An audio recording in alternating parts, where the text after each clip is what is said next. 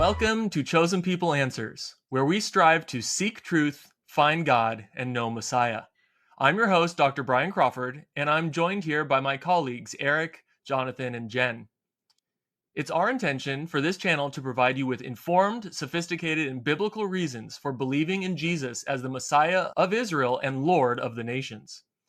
Today, we're talking about an important subject that confuses a lot of people. Many people are under the impression that Christianity is for Gentiles and Judaism is for Jews, and they're completely separated from each other, and there is no middle ground. But today, we're going to be talking about that actual middle ground with my colleagues, Eric and Jonathan, who are both Jewish followers of Jesus. So let's just dive right into it. Eric and Jonathan, how in the world can you follow Jesus and still be Jewish? It's a great question, Brian. It's a question we get asked all the time. It's actually really simple. So I have a Jewish mother and I follow Yeshua, Jesus, as the Messiah. And my Jewish identity is always important to me, both before and after being a follower of Yeshua. And I would answer it the same way. Both my parents are Jewish, and my Jewish identity has been very important to me my entire life. So that you don't see any contradiction here, that you can be Jewish men and you can follow Jesus, Yeshua, as the Messiah. No contradiction. I don't see it. In fact, the more I study the New Testament, the more I study who Yeshua was, the more I care about my Jewish identity. So for me, they actually mutually reinforce each other, my faith in Yeshua and my Jewish identity. So I've heard Jewish people say that Jewish people following Jesus is assimilation and causes them to abandon their Jewish identity. So would you say believing in Jesus for you guys has caused you to assimilate into the church and Gentile world? For me, no, I would not say that. I was raised in a Messianic Jewish synagogue. So there I had a bar mitzvah. My Torah portion was Akev, was the Parsha. I grew up and continued to not eat treif. I go to synagogue on Shabbat. I fast on Yom Kippur. I build a sukkah during Sukkot. I do all the Jewish things. I don't eat chametz during Passover. In fact, this past Pesach, my wife and I, we went to a chametz burning at a local shul, and that was a lot of fun. And we plan on raising our kids Jewish, and it doesn't just stop there. Doesn't just stop at the holidays. I often wrap tefillin and pray from the Siddur. My wife and I, we host Shabbat dinners. We visit Israel. We support the IDF. We give to different organizations in Israel. We go to Jewish community events, film festivals, menorah lightings, and of course things like Holocaust and October 7th memorials. And we visit other synagogues, and we're very active in the Jewish community. And one of the reasons for that is just like on a historical note, believing in Jesus, even joining a church, did not really save a Jew from dying in the Holocaust. So even when assimilation was tried by Jewish people who did go into the church, it didn't really work. So why not be a proud Jew is one of the perspectives I take. In fact, I think it's actually very sad when a Jewish believer abandons their Jewish identity. I feel very strongly that God made us Jews and led us to Messiah. So we should not stray from that. We should stay Jews as followers of Messiah.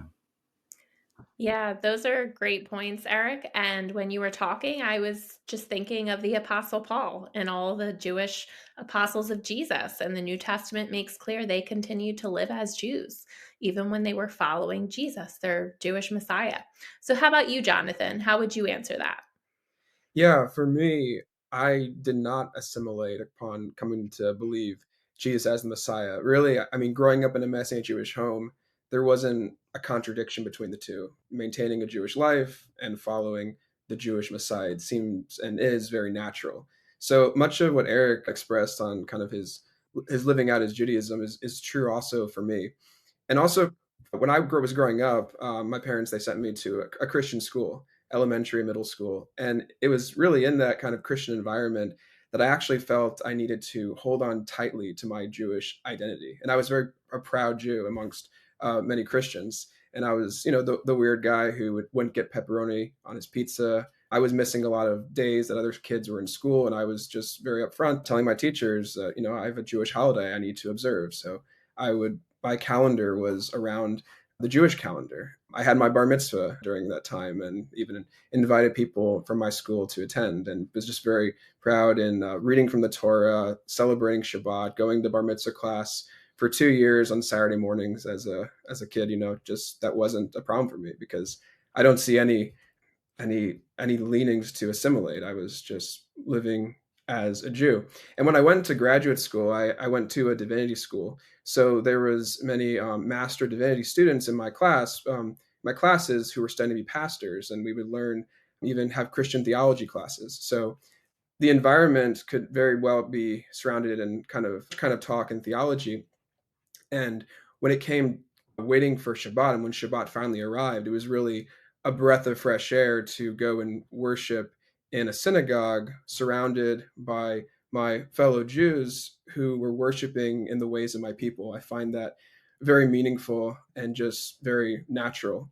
When I look to the idea of assimilation, I actually see my ultimate rabbi, Yeshua, Jesus, what he says on the matter in a text called Matthew 5:17.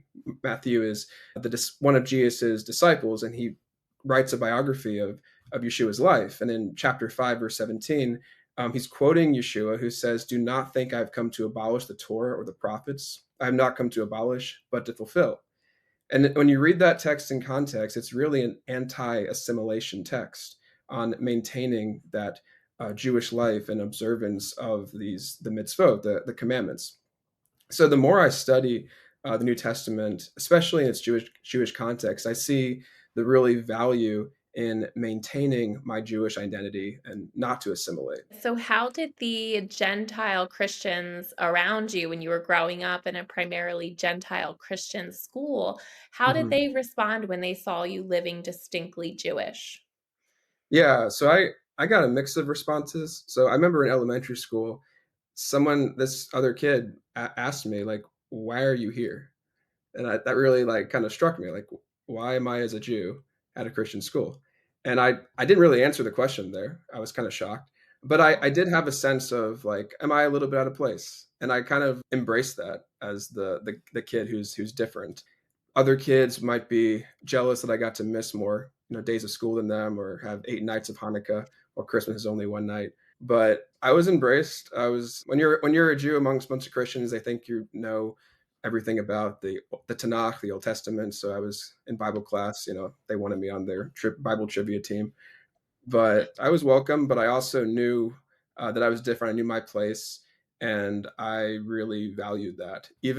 I remember even when I was very young, probably 6, there was a Christmas carol kind of event, and there was a line that says like Jesus is on the way. And I didn't even say Jesus. I couldn't even say it. Yeshua. It just comes out so natural to me. So even as a little kid, I was just holding on to my Jewish identity. Thanks for sharing, Jonathan. As you're talking about this, and Eric as well, it seems like you guys have experienced communities, both in the Jewish world and also in the Christian world, trying to force you into one of those two boxes. That you have to either identify as a Christian, like all other Gentile Christians, or you need to identify as Jewish, like all other Jews. And yet, you're talking about going to a Christian school and learning Christian theology at the same time you're talking about going to your shul and you're celebrating the holidays, and all of it mixes together into one coherent whole to you guys. But have you guys experienced people trying to force you into one of these two categories and denying that there's any middle ground?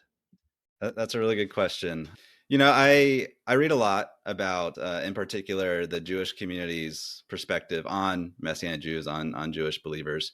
And, when I'm exploring online and, whether it be blogs or academic articles, I do read a lot of denials of what would be my Jewish identity. They would say, oh, as soon as you follow Jesus, you've entered a new religion and you're no longer a Jew anymore. And so I've absorbed a lot of that just like by reading, but in my real life experience, I honestly can't remember any Jewish person actually saying that to my face. If they did, I guess it it had so little impact on me that I don't remember it. And so this is my own personal experience that does seem to line up with a lot of the trends that we are seeing, that a lot of Jewish people actually do still consider Jewish followers of Yeshua to be Jewish. In 2013, so this is a while ago, but there's a Pew survey, and this question was asked: if following Jesus disqualifies you to be a Jew. I don't remember the exact wording, but that was the gist of it. And 32% of respondents said that you can be Jewish and follow Jesus. And my experience, I think that's increased over the years since 2013.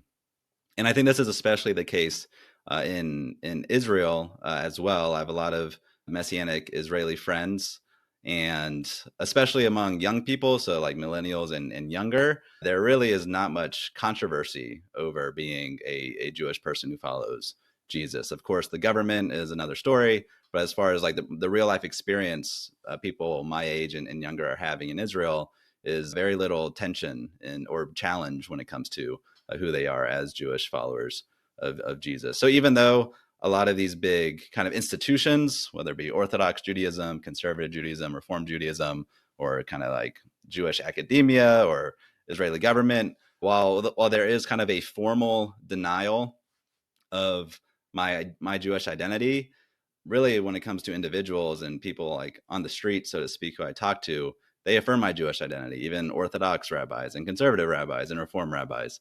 So there really is a shift, I feel, that has happened, despite you do accurately show there is a social pressure to be nudged either in one box of a Jew who follows Judaism or a Christian who follows Christianity.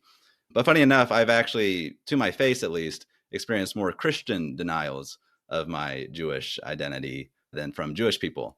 So I'll share that I'm a Jewish person who follows Jesus, and the question is often, well, doesn't that make you a Christian then?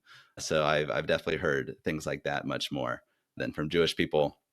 But in terms of what that makes me feel and reflect on my Jewish identity, Christians challenging my Jewish identity doesn't really impact me whatsoever. Yeah, and I resonate with that in the sense that when it comes to explaining to Christians, because they ask me like, well, why don't you just identify as a Christian? Why do you like hold on to being a Jew or call yourself a Messianic Jew? Whenever I had the opportunity to explain that, why I still embrace my Jewish identity, it's been really, for the most part, welcomed. And it's like, oh, that makes a lot of sense, especially when I go back to the New Testament and explain just the history of it, how the earliest followers of Jesus were all Jews.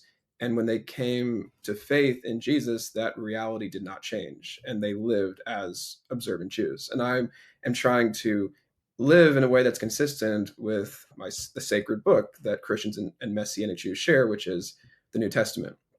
When it comes to someone denying that I'm Jewish from like a Jewish person, I can only remember one time. I was out doing an outreach, actually with Chosen People Ministries, and one of the people on my outreach team, a Christian, she was having this kind of heated discussion with a Jewish person she was speaking to, and I kind of stepped in and just because he was upset with her, and so I was saying I'm a Jewish follower of Jesus, and when I said that, he said you're not Jewish, and that I kind of was struck a little bit, and I was like, but I didn't really let it phase me too much, but I just kind of had a conversation with him. It was very interesting because he treated me as a Jew in the sense of like kind of just affirming like I can handle this conversation and push back because like it's kind of a family dispute, while at the same time denying that I'm Jewish. So I thought that was an interesting response, but it didn't really phase me in the sense of questioning my identity or anything like that. But that's just a situation where a Jewish person was denying that I'm Jewish. But really, that was in isolation. I'm very welcomed as a Jew with other Jews, with my Jewish family, with even Chabad, with other places of Jewish community. As yeah, my mother's Jewish, my father's Jewish too. I'm a Jew.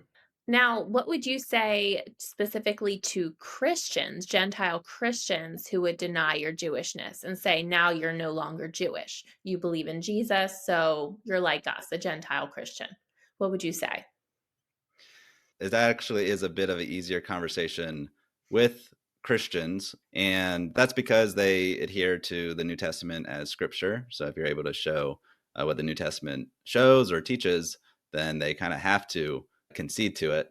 And as we've touched on, Jesus was and still is a Jewish man. So we see that he was born of a Jewish mother, Mary or Miriam. He lived in Israel. He was of the tribe of Judah. And all throughout his life, he followed and taught Torah perfectly. And his parents were good Jews too. They gave him a Brit Milah, circumcision on the 8th day. We see that Yeshua wore tzitzit. He wore fringes. He worshipped at the temple. And he even followed Jewish tradition that was, is outside of even strictly Torah. He was publicly named at his Brit Milah. That's a Jewish tradition. He read from portions of the prophets and the Torah in synagogue on Shabbat. And when we read stories of the last accounts of the Last Supper, we see that he kept many Passover traditions, like reclining or doing blessings before matzah and wine and sang songs and so on. And then, of course, like you mentioned earlier, Jen, the disciples were Jewish and they also followed Torah and Jewish tradition. We see Peter kept kosher. We see that the early followers went to the temple and the synagogue regularly to worship. And we even saw that Paul taught Jews that they should circumcise their sons. We read that in Acts 21, and even circumcise Timothy, who had a Jewish mother, in Acts 16. And also in Acts 21, we see a group of thousands of Jews who believed and were, quote, zealous for the law, mentioned in that chapter. And so really when it comes to talking to Christians, I tend to focus on the biblically preserved history of the first Jewish believers. Yeah, the kind of takeaway when I talk to Christians about this is that the first followers of Jesus were all Jewish, and there's nothing in the New Testament that teaches that Jews shed their Jewish identity upon believing in Jesus. Actually, the New Testament consistently affirms the Jewish identity of, and really, I would tell a Christian to pick up the New Testament, read Acts chapter 15, because at a council called the Jerusalem Council, where Paul was present, where Yeshua's brother Jacob or James was present, where there was different leaders in the Jerusalem community of followers of Jesus. And they asked the question, do Gentiles need to become Jews in order to enter into this community? Do they need to become circumcised in order to have faith in Jesus? And the answer at this council is no, they don't need to become Jews, which assumes that Jewish identity. It assumes that Jewish followers of Jesus are the Jews and they remain Jews. Gentiles don't need to become what Jews are. Well, there's a good book. I'd recommend it. It's called The Jewish Gospels, The Story of the Jewish Christ by Dr. Daniel Boyarin, who's a Jewish scholar who's a professor at UC Berkeley. He's not a Messianic Jew. He's not a Christian. He says belief in Jesus was one of many overlapping forms of the complex practices and convictions that we today call Judaism. It's a current idea that how can you be Christian? How could you be Christian and Jewish? Or isn't there a dichotomy? Well, during the time of Jesus, it was just Judaism. Honestly, the Jesus following community was a one sect among many other Jewish groups. So, what would you guys share with a Jewish person who knows that if they follow Jesus or Yeshua, that their family will shun them or hate them for it? Now, I know that you grew up in Messianic Jewish homes where your parents were already believers and you were raised in that kind of environment. But many Jewish people who are investigating Jesus, they don't have that benefit. So, what would you say to them who are investigating Jesus, but they're scared about how their family might react? Yeah, that's a really good question, and one that a Jewish person who's considering faith in Jesus may really have to face. So if I was talking to this person, I would really empathize with them. I would listen to them, hear their concern, hear their story, how this might, in real practical ways, affect their relationship with their family. It could even, if it could even cut ties with their family, the financial sacrifices it could have on them, their emotional, just how it affects their emotions, and just really their whole life. It could be all wrapped up in a really religious Orthodox Jewish life, and that could really isolate them. So I'd really take the opportunity to listen to them and affirm how it could affect their relationship with their family, while also encouraging them to follow what is true. So this is a question that some may need to decide on the answer to this question, which is, which relationship are you going to put first? Are you going to put your relationship with your family first, or are you going to put your relationship with God first? And if you know, I would tell this Jewish person, if you know that Yeshua is the Messiah, you know that he is Lord, you know what he's calling you to do, but this call would have to make you sacrifice some relationships with your family. I would say that's a decision you have to make. Are you going to prioritize God, your relationship with God, or a relationship with your family? And when we look at going back to the New Testament, we go to the book of Matthew. I mentioned the book of Matthew earlier. Yeshua doesn't he doesn't anticipate that when you believe in him, life's going to be easy. Life's going to be so easy and careless, and you'll have no problems. No, he actually says in Matthew 5, "Blessed are you when others revile you and persecute you, and utter all kinds of evil against you falsely on my account. Rejoice and be glad, for your reward is great in heaven, for so they persecuted the prophets who were before you." Now, I would tell the Jewish person here who's considering Yeshua, who's considering whether to make the decision to follow Yeshua, knowing how it would affect their relationship with their family and how the insults and all the things that are going to come along with it, and even things that could affect their daily life, to really weigh into this verse and say that Yeshua really he gives an expectation for even these kinds of insults, these kinds of evil against you, but to actually rejoice and be glad because there is uh, the reward is great for this person in heaven. So to keep your mind focused on your relationship with God, prioritizing that relationship, and knowing that God will provide blessing for you in the midst of going through a life that could really you can encounter suffering and even persecution, even from your own family, which is very hard to hear. But there is support in God. There is support in fellow followers of Shua around you. Just reach out. Jonathan, thank you for sharing those important counsels to those who are really struggling through this. Eric, what would you have to say to somebody who's really counting the cost when it comes to their walk with Yeshua, their faith in Yeshua, and yet thinking about their family? Yeah, no, I think Jonathan really hit the nail on the head. One, empathize with them. This is something that can definitely happen. It's very difficult, can be very tragic, can be a very hard experience to go through. I would want to be there in any way that I can for that person. If they're in a location other than where I am, do my best to find somebody who can support them locally and just to really be a support during a very difficult time. And then, yeah, I think the second part of it is also true. Just try to encourage them that at the end of the day, following truth, following God is greater than the acceptance of family or of your immediate community. A verse that I find encouraging, I hope that they would too, is Proverbs 29:25, which says that the fear of man lays a snare, but whoever trusts in the Lord is safe. And I think there's a lot of comfort to be found in that. And so once a Jewish person discovers that it is true, that Yeshua is the Messiah, I think there's a lot of strength and a firm foundation to be found in that, because that reality will never change. Yeshua will always be the Messiah. And so if that's true, then, we've been talking a lot about Jewish identity.